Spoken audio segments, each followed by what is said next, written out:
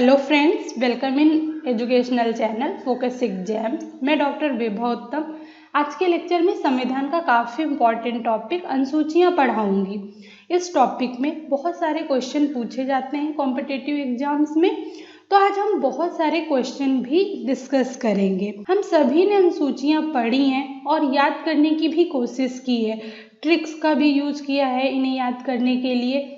मैं बस यही कहूँगी, अगर हम इन्हें पहले समझ लें तो ये जल्दी याद हो जाएंगी और ज़्यादा दिन तक याद रह जाएंगी, क्योंकि समझी हुई चीज़ हमारी ज़्यादा दिन तक याद रह जाती है।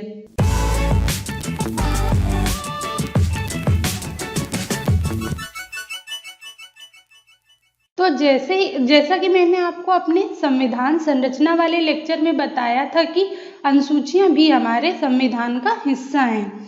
तो जो लोग नए हैं वो लोग मेरा संविधान की संरचना से रिलेटेड बेसिक लेक्चर है वो देख सकते हैं। तो जैसा कि आपको पता चल गया है कि अनुसूचियाँ भी हमारे संविधान बुक में ही लिखी हुई हैं। अब बात करते हैं कि अनुसूचियाँ क्या हैं हमारे संविधान में। तो इसको हम ऐसे समझ सकते हैं कि अनुसूचियाँ हमारे अनुच्छेदों मतलब आर्टिकल की व्याख्या करती हैं। मतलब अनुच्छेद में कोई प्रावधान एक सेंटेंस में लिखा होता है और जो उसका एक्सप्लेनेशन होता है या उससे संबंधित अनुसूची में वर्णित होता है। हमारे संविधान में मूलतः 8 अनुसूचियाँ थी। मतलब जब हमारा संविधान बना था स्वतंत्रता के बाद, तब इसमें केवल 8 अनुसूचियाँ थीं। 70 सालों के संवैधानिक संशोधनों के बाद अब टोटल 12 अनुसूचियाँ हो गई हैं। तो अब हम एक एक करके सारी अनुसूचियाँ पढ़ते हैं और नई जुड़ी अनुसूचियों के बारे में भी पढ़ेंगे कि वो किससे संबंधित हैं और किस संशोधन के तहत किस वर्ष हमारे संविधान में जुड़ी। पहली अनुसूची में हमारे 2 विषय रखे गए थे, राज्यों से संबंधित तथा केंद्र शासित प्रदेशों के बारे में। इस अनुसूची में राज्यों के नाम, केंद्र शासित प्रदेशों के नाम आदि का वर्णन है। अगर कोई विदेशी व्यक्ति हमारे संविधान को पढ़े तो उसे पहली अनुसूची से पता लग जाएगा कि भारत में कितने राज्य हैं, कितने केंद्र शासित प्रदेश हैं और उनके क्या नाम है। मतलब पहली अनुसूची में हमारा लिस्ट वाइज ये सब दिया हुआ है और उनकी सीमाएं क्या हैं, मतलब हमारे राज्यों की और हमारे केंद्र शासित प्रदेशों की सीमाएं क्या हैं। दूसरी अनुसूची में राष्ट्र के अधिकारियों के वेतन, भत्ते और विशेषाधिकार के बारे में पूरी जानकारी दी हुई है। जैसे राष्ट्रपति का वेतन कितना होगा, उसमें कितना इनकम टैक्स लगेगा या पूरी छूट दी जाएगी और क्या क्या सुविधाएं मिलेंगी राष्ट्रपति को। ऐसे ही राज्यपाल, लोकसभा अध्यक्ष, राज्यसभा सभापति, न्यायाधीश, सीएजी मतलब महालेखाधिकारी आदि को क्या वेतन भत्ते हैं और क्या सुविधाएं, इन सब की जानकारी हमारी दूसरी अनुसूची के अंतर्गत रखी गई है। तीसरी अनुसूची में विभिन्न पदाधिकारी तथा उम्मीदवारों द्वारा ली जाने वाली शपथ के प्रारूप की जानकारी दी हुई है। तो जो चुनाव के बाद जो मंत्री बनते हैं, जैसे प्रधानमंत्री और अन्य मंत्री जो शपथ लेते हैं, उसका प्रारूप भी हमारा तीसरी अनुसूची में दिया हुआ है।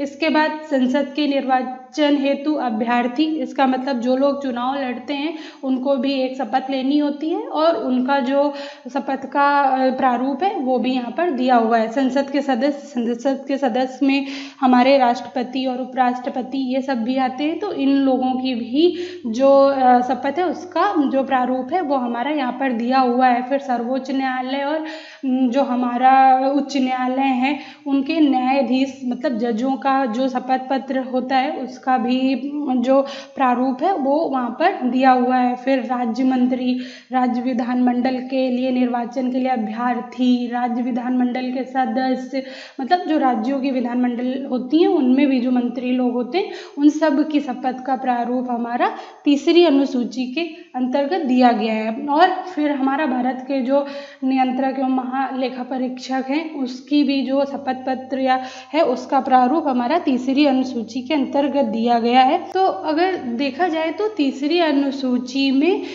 सारे उम्मीदवार और पदाधिकारियों द्वारा ली जाने वाली शपथ के सैंपल्स दिए हुए हैं। चौथी अनुसूची में राज्यसभा में सीटों का आवंटन दिया हुआ है, मतलब विभिन्न राज्यों और केंद्र शासित प्रदेशों की सीटों का आवंटन यहाँ पर दिया हुआ है। राज्यसभा राज्यों के हितों की रक्षा के लिए होता है। राज्यसभा में अधिकतम सदस्यों की संख्या 250 हो सकती है, मतलब 250 से ज़्यादा सदस्य राज्यसभा में नहीं होंगे। इसमें राष्ट्रपति द्वारा 12 सदस्य मनोनीत किए जाते हैं जो कि विभिन्न क्षेत्रों के विशेषज्ञ होते हैं, और तो 238 सदस्य सभी राज्यों एवं 2 केंद्र शासित प्रदेशों के प्रतिनिधि होंगे, मतलब केंद्र शासित प्रदेश केवल दिल्ली और पुडुचेरी। तो अभी टोटल 245 सदस्य राज्यसभा में हैं। तो ये जो राज्यसभा की सीटों का आवंटन है कि किस राज्य को कितनी सीटें राज्यसभा में हैं, इसका वर्णन अनुसूची 4 में है। और ये सीटें राज्य की जनसंख्या के आधार पर दी गई हैं। एग्जाम्पल के लिए उत्तर प्रदेश की जनसंख्या सर्वाधिक है, तो उत्तर प्रदेश के लिए राज्यसभा में 31 सीटें आवंटित की गई हैं। इसके बाद महाराष्ट्र की जनसंख्या ज़्यादा है, तो महाराष्ट्र के लिए 19 सीटें मिली हुई हैं राज्यसभा में। और जनसंख्या की दृष्टि में छोटे राज्य जैसे गोवा, मणिपुर, मिजोरम, त्रिपुरा, असम आदि के लिए राज्यसभा में 1-1 सीट आवंटित की गई है। तो अब आपको चौथी अनुसूची शायद अच्छे से समझ आ गई होगी। पांचवी अनुसूची में अनुसूचित तथा अनुसूचित जनजाति क्षेत्रों के प्रशासन तथा उसके नियंत्रण के बारे में उपबंध दिए हुए हैं। अनुसूचित जनजाति का मतलब है SC, वो लोग जो हमारे समाज में शोषित थे, वो समाज में ही रहते थे, उनकी परंपराएं समाज से मिलती जुलती हैं। और अनुसूचित जनजाति वो लोग जो हमारे समाज का हिस्सा नहीं है, मतलब वो हमारे समाज में नहीं रहते हैं, वो जंगलों में या पहाड़ी क्षेत्रों में रहते हैं, जिनके जीने का तौर तरीका, परंपराएं, भोजन, भाषा सब हमसे अलग था। तो इन अनुसूचित तथा जनजातीय क्षेत्रों के विकास के लिए प्रशासन द्वारा अलग से व्यवस्था की गई है। तो इन क्षेत्रों में प्रशासन और नियंत्रण के जो उपबंध किए गए हैं वो सब हमारा 5वीं अनुसूची के अंतर्गत आते हैं। ये राज्य जनजातीय मामलों के मंत्रालय के अंतर्गत आते हैं। ये हमारे अनुसूचित क्षेत्र या अनुसूचित जनजाति क्षेत्र राष्ट्रपति द्वारा अप्रूव किए जाते हैं या चिन्हित किए जाते हैं। ओके, अब बात करते हैं 6वीं अनुसूची की। तो 6वीं अनुसूची ही भी हमारी 5वीं अनुसूची की तरह ही है। इसमें जनजातीय क्षेत्रों के प्रशासन के बारे में बताया गया है, और जनजातीय क्षेत्र असम, मेघालय, त्रिपुरा और मिजोरम, मतलब ये 4 राज्यों को जनजातीय राज्य घोषित कर दिया गया है या क्षेत्र घोषित कर दिया गया है। ये पूरे के पूरे राज्य जनजातीय क्षेत्र है, और यहाँ पे जनजातीय क्षेत्रों के लिए जो प्रशासन है वो लागू होता है। मतलब उत्तर पूर्व इंडिया के इन 4 राज्यों को 6ठी अनुसूची के तहत आदिवासी का दर्जा दिया हुआ है, और ये गृह मंत्रालय के अधीन आते हैं, और ये राज्य जनजाति मामलों के मंत्रालय के भी अंतर्गत आते हैं, क्योंकि ये जनजातीय क्षेत्र भी हैं। तो इसमें दोनों लोग रूल बना सकते हैं, दोनों लोगों के थ्रू प्रशासन हो सकता है। 5वीं और 6वीं अनुसूची में मुख्यतः इन क्षेत्रों के विकास के लिए उपबंध बनाए गए हैं। मतलब इन क्षेत्रों को अच्छे से डेवलप करना है, इनको हमारे समाज के इक्वल लेके आना है, तो इसके लिए अलग से उपबंध बनाएंगे। और जो स्पेशल चीज़ें हो सकती हैं वो सब करनी है, आरक्षण देना है और अलग से कानून बनाने हैं। तो ये सब हमारा डिटेल्ड फॉर्म पे इन अनुसूचियों के अंतर्गत वर्णित है। तो अब हमने 12 में से 6 अनुसूचियाँ पढ़ ली हैं, मतलब आधी अनुसूचियाँ ख़त्म हो गई हैं। मैं यहाँ पर ये बताना चाहूँगी कि ये जो शुरुआत की 6 अनुसूचियाँ थी ये ज़्यादा इम्पॉर्टेंट नहीं है कॉम्पिटिटिव एग्ज़ाम की दृष्टि से, बट आजकल कॉम्पिटिटिव एग्ज़ाम में कहीं से भी क्वेश्चन आने लगे हैं, तो इसलिए हमने यहाँ पर इन्हें पढ़ा है। बट मैं यहाँ पर ज़्यादा डिटेल पे नहीं गई हूँ। बट अब आगे की आने वाली 6 अनुसूचियाँ बहुत ज़्यादा एग्जाम में पूछी जाती हैं। मतलब अनुसूची 7 से लेकर 12 तक से बहुत क्वेश्चन आते हैं, और अनुसूची 1 से भी क्वेश्चन आते हैं। ठीक है, तो अनुसूची 1 अनुसूची 7 से 12 हमें अच्छे से समझना है। तो 7वीं अनुसूची एग्जाम पॉइंट ऑफ व्यू से बहुत ज़्यादा इम्पॉर्टेंट है, इससे हर एग्जाम में क्वेश्चन आता है। तो संविधान में 7वीं अनुसूची के अंतर्गत संघ सूची, राज्य सूची और समवर्ती सूची को रखा गया है। देश में सुचारू रूप से प्रशासन को बनाए रखने के लिए विषयों को या शक्तियों को इन 3 सूचियों के मध्य विभाजित किया गया है। तो जो संघ सूची में विषय दिए गए हैं उन पर केंद्र सरकार कानून बना सकती है। ये मूल रूप से संघ सूची में 97 विषय थे, परंतु वर्तमान में 100 विषय हो गए हैं। ये विषय हैं सेना, रक्षा, विदेशी मामले, रेल, डाक, परमाणु ऊर्जा, नागरिकता, करेंसी, आरबीआई, जनगणना आदि। तो इसका मतलब है इन सब विषय पर केंद्र सरकार पूर्ण नियंत्रण रहता है और इन सारे विषयों पर मतलब ये ऐसे 100 विषय हैं जिन पर केंद्र सरकार हमारी कानून बना सकती है। तो ये सब चीज़ें हमारी डिटेल में 7वीं अनुसूची में वर्णित हैं। राज्य सूची भी 7वीं अनुसूची में ही है। राज्य सूची में रखे गए विषयों पर राज्य सरकार कानून बना सकती है। इसमें मूल्यतः मतलब मूल रूप से 66 विषय थे जो अब घटकर 61 हो गए हैं। मीन्स राज्य सूची में अब ओनली 61 सब्जेक्ट हैं, हमें ये याद रखना है। ओके, राज्य सूची में आने वाले विषयों में लोक व्यवस्था, पुलिस, कृषि कर, राज्य में व्यापार और वाणिज्य, होम टैक्स आदि प्रमुख हैं। ऐसे हैं तो 61 विषय, लेकिन ये इम्पोर्टेंट थे। समवर्ती सूची, इसके अंतर्गत आने वाले विषयों पर केंद्र और राज्य दोनों सरकारें कानून बना सकती हैं, परंतु यदि किसी भी विषय पर केंद्र और राज्य सरकार का टकराव होता है तो उस विषय पर केंद्र सरकार द्वारा बनाया कानून ही मान्य होगा। मूल रूप से समवर्ती सूची में 47 विषय थे, मतलब 47 विषय थे। अभी ये विषय बढ़कर 52 हो गए हैं। ओके, तो इनमें से प्रमुख विषय हैं वन, मादक द्रव्य मतलब अल्कोहल और ड्रग्स से रिलेटेड नियम, विद्युत मतलब बिजली से रिलेटेड नियम, कारखाने आदि। तो इस तरीके से ये समवर्ती सूची भी हमारी इसी 7वीं अनुसूची का ही भाग है। इस तरह से हम देखें तो 7वीं अनुसूची में हमारा बहुत कुछ दिया हुआ है केंद्र और राज्य के बीच शक्ति के विभाजन को लेकर। 8वीं अनुसूची, ये अनुसूची मानक भाषाओं से संबंधित है। 8वीं अनुसूची में 22 भाषाएं वर्णित है, जबकि मूल रूप से 14 थीं। तो ये 22 भाषाएं हैं असमिया, बंगला, बोडो, डोगरी, गुजराती, हिंदी, कन्नड़, सिंधी, कोंकणी, मैथिली, तेलुगु, उर्दू, मराठी, नेपाली, उड़िया, पंजाबी, संस्कृत, तमिल, कश्मीरी, संथाली, मलयालम और मणिपुरी। 1967 में 21वें संविधान संशोधन के तहत सिंधी भाषा को जोड़ा गया। इसका मतलब इसके पहले इसे मानक भाषा का दर्जा प्राप्त नहीं था। ओके, फिर 1992 में 71वें संविधान संशोधन के तहत 3 नई भाषाएं कोंकणी, मणिपुरी और नेपाली को भी 8वीं अनुसूची में जोड़ा गया। फिर 2003 में 92वें संशोधन अधिनियम द्वारा मैथिली, डोगरी, बोडो एवं संथाली को भी इस लिस्ट में जोड़ा गया। यहाँ पर ध्यान देने वाली बात है कि 8वीं अनुसूची में नेपाली भाषा को स्थान मिला हुआ है, जबकि ये हमारी विदेशी भाषा है, परंतु भोजपुरी भाषा अभी भी इस लिस्ट में नहीं है। तो ये याद रखना है ओके, कि भोजपुरी भाषा हमारी मानक भाषा के अंदर नहीं आती है।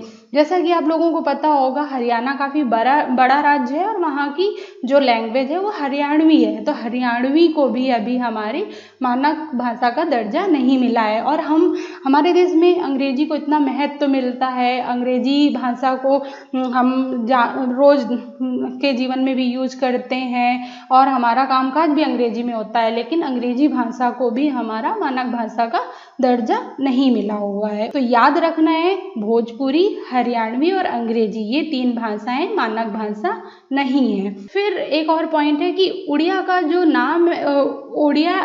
नाम है वो बदलकर ओडिया रख दिया गया है। ओके, ये 2011 में एक संशोधन हुआ था उसके तहत।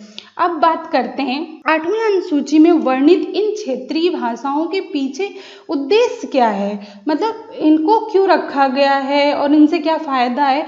तो इसके पीछे 2 उद्देश्य हैं। पहला उद्देश्य, इन भाषाओं के सदस्यों को राज्य भाषा आयोग में प्रतिनिधित्व दिया जाए। दूसरा उद्देश्य है इन भाषाओं के रूप, शैली और भावों का प्रयोग करके हिंदी को समृद्ध बनाना। तो ये 2 उद्देश्य हैं मेन हमारे 8वीं अनुसूची में इन भाषाओं को रखने के। अब रुख करते हैं 9वीं अनुसूची की तरफ। 9वीं अनुसूची मूल संविधान का हिस्सा नहीं थी।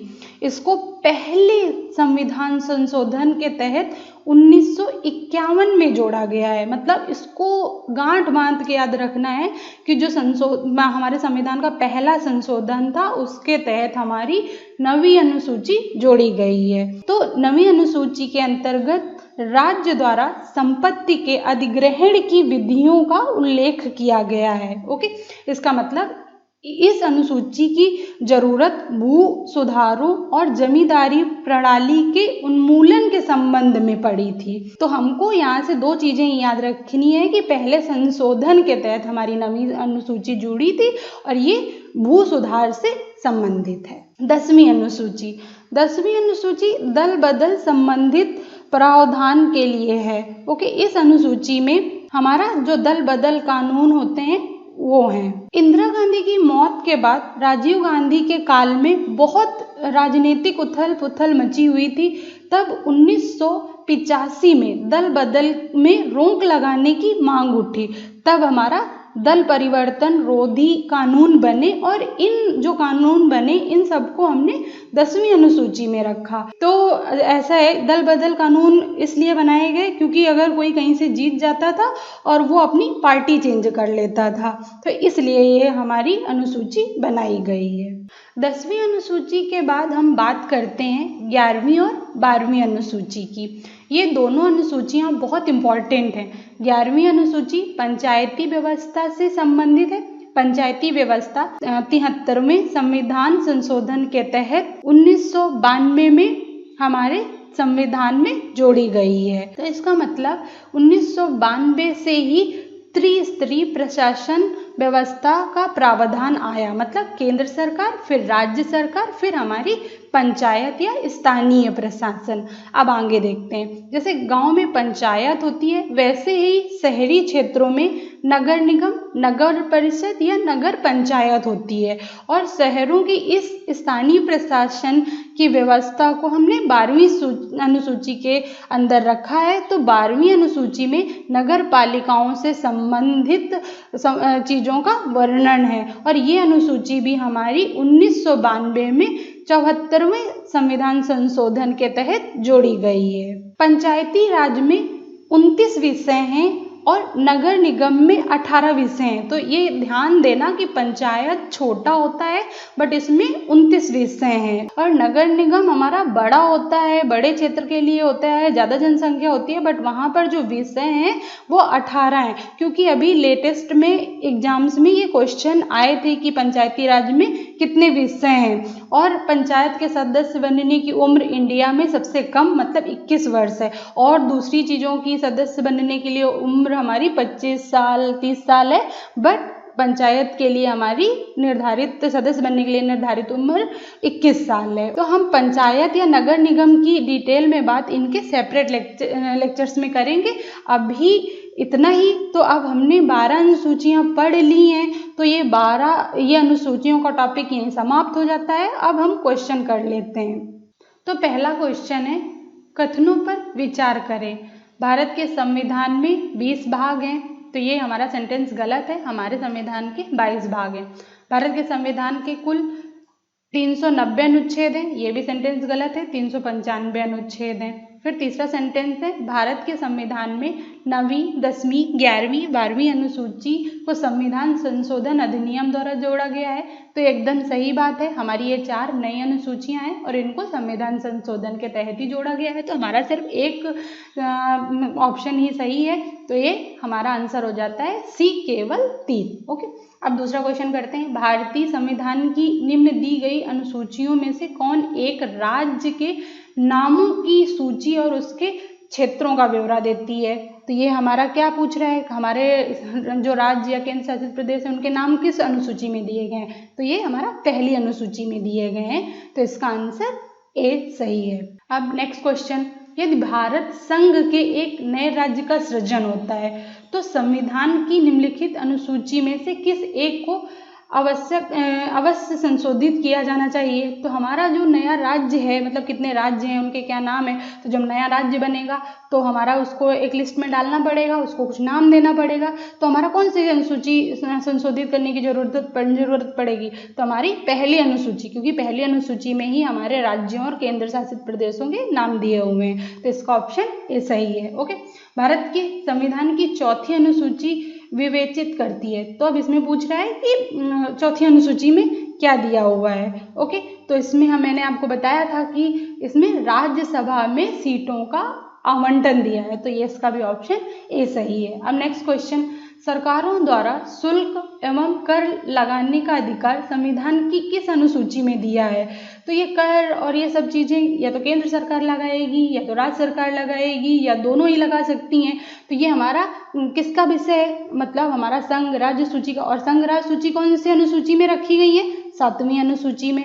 तो हमारा इसका बी ऑप्शन सही है। फिर नेक्स्ट क्वेश्चन दिया है कि भूमि सुधार फिल इन द ब्लैंक्स के विषयों के अंतर्गत है। मतलब ये पूछ रहा है कि भूमि सुधार कौन सूची में है। तो इसकी डिटेल में हम बात करेंगे। मैं यहाँ पर इसे क्वेश्चन करा देती हूँ कि भूमि सुधार का जो विषय है वो हमारा राज्य सूची के अंतर्गत आता है। तो इसका ऑप्शन सी सही है। तो नेक्स्ट क्वेश्चन में हमारा दिया हुआ है अनुसूची की लिस्ट, मतलब चौथी, छठवीं, 8वीं और 9वीं। ओके, और इधर विषय दिए हुए हैं कि किस अनुसूची में क्या है। तो पहला ऑप्शन हमारा ए का चौथी अनुसूची में हमारा राज्यसभा से संबंधित है, तो राज्यसभा से मैच कर देंगे। 6वीं अनुसूची हमारा किसी से संबंधित है, 6वीं अनुसूची हमारा असम, मेघालय, मिजोरम, इनके जो जनजातीय क्षेत्र हैं उससे संबंधित है, तो इससे हम मैच कर देंगे। 8वां अनुसूची में हमारा क्या दिया हुआ है, ये तो हमारा बहुत इंपॉर्टेंट और याद रखने वाली चीज़ है कि 8वीं अनुसूची हमारी राज्य भाषा से संबंधित है, तो ये भाषा दी हुई है। ओके, फिर 9वीं अनुसूची में क्या दिया हुआ है, 9वीं अनुसूची में भी हमारा भूमि सुधार दिया हुआ है। तो इसका ऑप्शन सी सही हो जाता है। ओके, फिर नेक्स्ट क्वेश्चन में कुछ ये क्या कह रहा है कि भारतीय संविधान की तृतीय अनुसूची में निम्न में से क्या उपबंध है। मतलब ये सिर्फ हमारा तृतीय अनुसूची के बारे में पूछ रहा है। तो कहता है संघ के मंत्री के लिए पद की शपथ का प्रारूप, तो ये दिया हुआ है क्योंकि हमारी तीसरी अनुसूची शपथ से रिलेटेड है। तो हमारा ये पहला वाला ऑप्शन सही है। फिर पहला वाला जो सेंटेंस है वो सही है। फिर दूसरा, उच्चतम न्यायालय के मुख्य न्यायाधीश द्वारा ली जाने वाली शपथ का प्रारूप, बिल्कुल सही, ये बना हमारा सही है। फिर कहता है कि भारत के राष्ट्रपति के लिए पद की शपथ का प्रारूप, तो यहाँ पर राष्ट्रपति के पद की जो शपथ है उसका प्रारूप नहीं दिया है, और यहाँ पर सिर्फ ये दिया है कि ये राष्ट्रपति जो शपथ लेगा वो किसके सामने लेगा, लेकिन शपथ का प्रारूप नहीं दिया। तो ये हमारा ऑप्शन गलत है। फिर लिखा है कि संसद के सदस्यों द्वारा ली जाने वाली शपथ का प्रारूप, ये दिया है या नहीं, तो ये हमारा दिया हुआ है। तो इसके लिए ऑप्शन हमारा सी सही है। नेक्स्ट क्वेश्चन है, भारतीय संविधान की 10वीं अनुसूची का संबंध है। तो ये हमारा दल बदल विरोधी कानून के लिए है, तो हमारा डी ऑप्शन सही है। फिर नेक्स्ट क्वेश्चन है, भारतीय संविधान की 10वीं अनुसूची का संबंध है, बिल्कुल सेम क्वेश्चन है। दल बदल प्रतिरोधी विधायन इससे संबंधित है, मतलब दल बदल विरोधी कानून, तो ये भी हमारा ऑप्शन ए सही है। फिर नेक्स्ट क्वेश्चन है, निम्नलिखित में से कौन सा विषय समवर्ती सूची के अंतर्गत आता है। तो पुलिस हमारा स्टेट के अंदर आती है, मतलब राज्य सरकार के अंदर। फिर आपराधिक मामले, ये हमारा समवर्ती सूची में आता है। ओके, टेलीविजन और रेडियो, ये हमारा सेंट्रल के अंदर आता है। विदेशी मामले, ये भी हमारा सेंट्रल के अंदर आता है। तो इसका ऑप्शन बी सही है। समवर्ती सूची में आपराधिक मामलों पे राज्य और केंद्र सरकार दोनों ही नियम बना सकती हैं। ओके, नेक्स्ट क्वेश्चन है, निम्नलिखित में से कौन सी मत भारत के संविधान की समवर्ती सूची में है। ये समवर्ती सूची का विषय पूछ रहा है। तो पहला ऑप्शन देखते हैं, जनसंख्या नियंत्रण और परिवार नियोजन, तो ये जो हमारा ऑप्शन ए है ये सही है। तो अब नेक्स्ट क्वेश्चन करते हैं, ये मैचिंग का है। संघीय सूची में कितने विषय हैं, इस बार जो लिस्ट दी हुई है उसमें 97। तो हमारे पहले 97 विषय थे, अभी 100 हो गए हैं। ओके, और दूसरी राज्य सूची में हमारे अभी इसमें मैच करना है तो 66, तो 66 हमारे मूल रूप से 66 थे, अभी 61 हो गए हैं। समवर्ती सूची में कितने विषय हैं? पहले हमारे जो मूल रूप से हमारे 47 विषय थे, अभी 52 हो गए हैं। तो ये मूल रूप से इधर दी हुई है कि कितने कितने विषय थे, तो इसका ऑप्शन हमारा सही हो जाता है बी। तो अगले क्वेश्चन में 2 सेंटेंस दिए हुए हैं और उसमें हमें सही सेंटेंस को सिलेक्ट करना है। तो भारत की संसद किसी कानून विशेष को भारत के संविधान की 9वीं सूची में डाल सकती है। मतलब जो हमारे भूमि सुधार या जो हमारी व्यवस्था है भूमि सुधार की, उससे रिलेटेड कोई भी कानून बनाकर 9वीं सूची में डाल सकती है। तो ये एकदम सही बात है। और फिर दूसरा सेंटेंस कहता है कि 9वीं अनुसूची में डाले गए किसी कानून की वैधता का परीक्षण किसी न्यायालय द्वारा नहीं किया जा सकता या उसके ऊपर कोई निर्णय नहीं किया जा सकता। हाँ, तो ऐसा पहले था, जब हमारा ये 9वीं अनुसूची बनी तब ऐसा था कि हमारी न्यायालय समीक्षा नहीं कर सकती थी। लेकिन अभी 1975 के बाद एक कानून पारित हुआ, उसके तहत हमारा न्यायालय ये 9वीं सूची के अंतर्गत बनने वाले कानूनों पर समीक्षा कर सकती है। तो हमारा ऑप्शन नंबर सिर्फ 1 सही है, तो इसका ऑप्शन ए सही है। तो आज के लेक्चर में हमने हमारे संविधान की अनुसूचियों के बारे में पढ़ा और इससे संबंधित क्वेश्चन किए। आगे हम पॉलिटी में और भी महत्वपूर्ण टॉपिक डिस्कस करेंगे।